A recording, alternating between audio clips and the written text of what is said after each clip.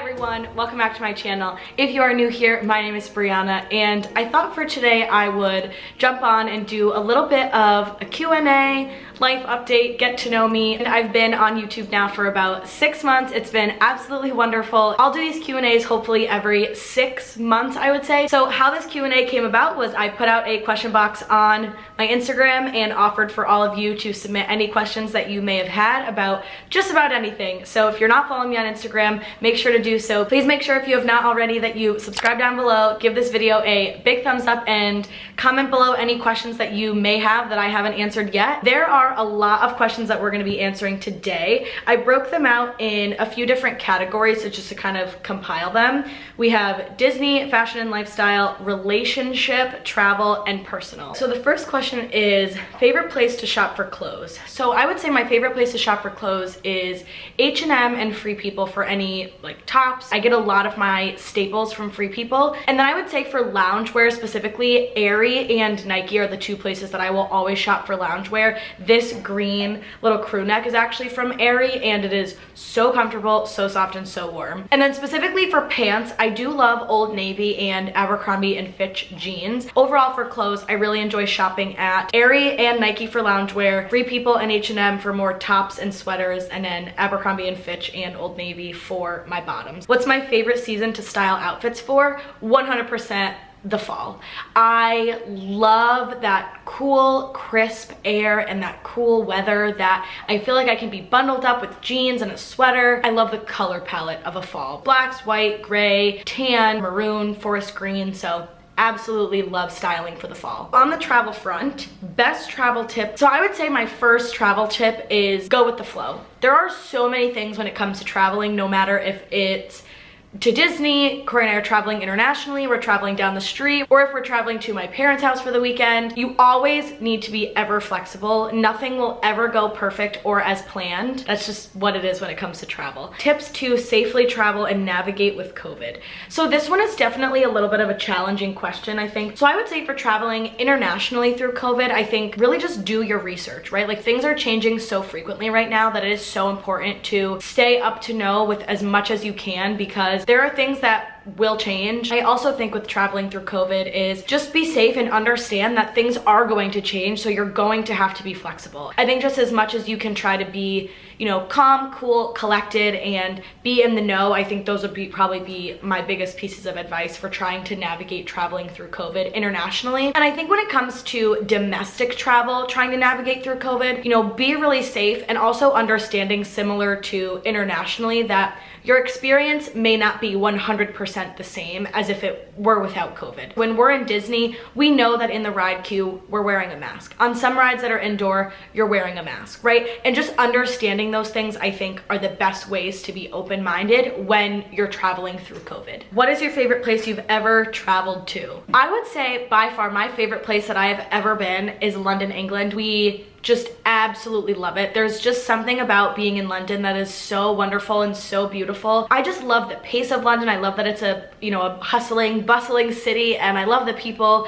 I love the food. I love everything about it. I think another place that I've been that's a very, very close second is Greece. It's like living in a fairy tale. It is exactly like Mamma Mia, and it just is absolutely stunning. So I would say my favorite place I've ever traveled to is London, England, and Greece. So by far one of the most asked questions was, are you planning to go to Disney again this year? When is your next Disney trip? And Cory and I's next Disney trip is a lot closer than you might think. So Cory and I are actually going to Disney in March 18th to the 21st. We are actually going to visit my dad, who lives in Florida, and we're taking my dad with us. So we are going, the three of us, me, Cory, and my dad.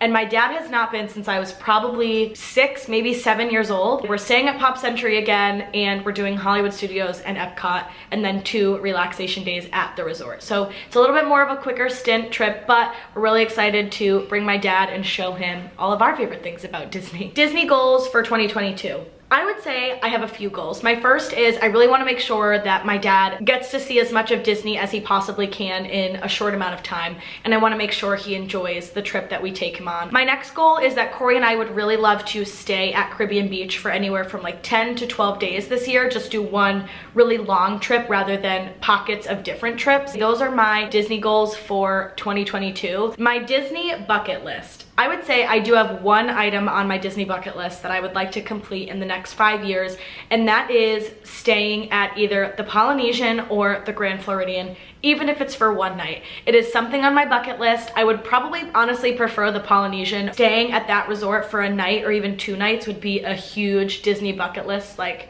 check off. So the next question is money saving tips for Disney. How do you budget and save? And then next was, how do you feel about all the expensive changes?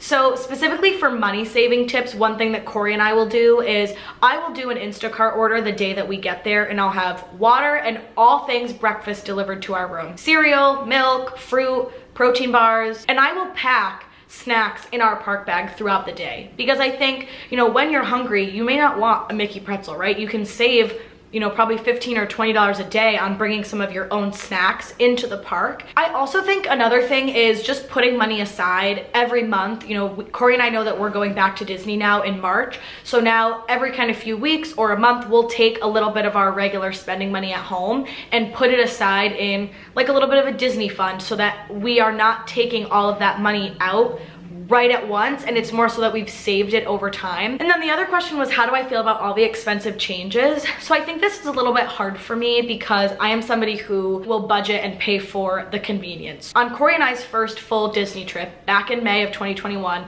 there was no Genie Plus. So we waited in every line for the, you know, standard amount of time. I like Disney Genie, and I like the idea to be able to pay for an individual lightning lane.